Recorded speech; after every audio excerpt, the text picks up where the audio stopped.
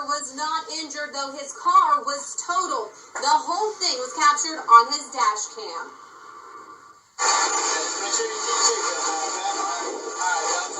A routine traffic stop that is about to go terribly wrong.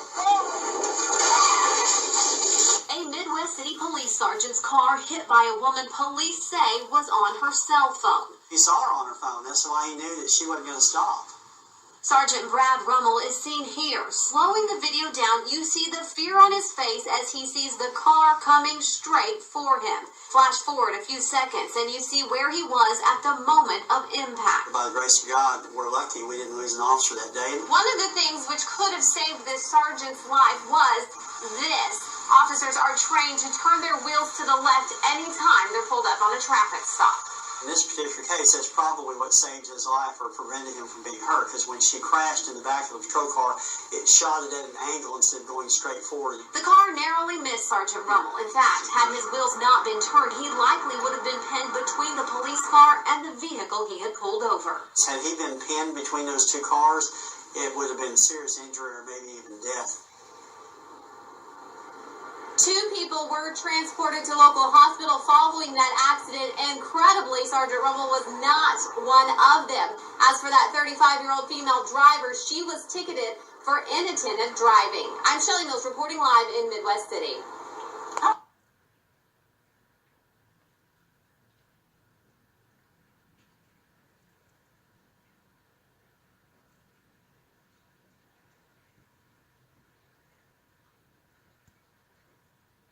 Years ago learned his fate today. It was December 2011. Fidel Mesa Solis was killed after colliding with an ambulance. Was headed to a call with its lights and its sirens sounding. Mesa Solis was 43 years old. Court records allege the ambulance driver was driving 83 in a 40-mile-per-hour zone. The driver, Benjamin Samples, has since pleaded no contest to a misdemeanor charge of negligent homicide, and today he was given 1-year probation. The victim's wife made a tearful plea during sentencing, and prosecutors wanted jail time, but the judge disagreed. This has been a very difficult time for him. It's been a very difficult time for the victim and his family too. Nothing can bring the victim back, but hopefully this will give both sides a little bit of closure. While Samples' criminal case may have ended his legal troubles to continue, the victim's wife has filed a civil lawsuit against the former ambulance driver. And now here's Galen.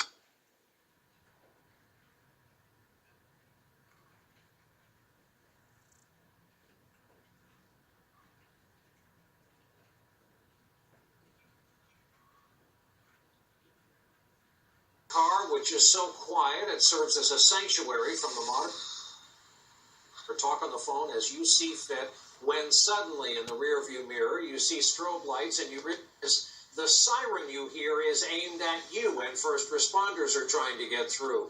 It's right at this point where so many otherwise level-headed drivers often freeze or have no earthly idea what to do.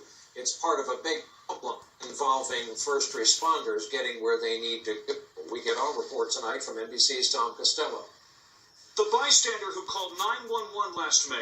He's shaking. His body is shaking. ...was already doing CPR on Michael Liu, who'd collapsed in full cardiac arrest while jogging. 1 and 2 and 3 and 4. Paramedics call it a priority 1 call. Going to right now? Just painful. Drop 10% with every minute. Moving.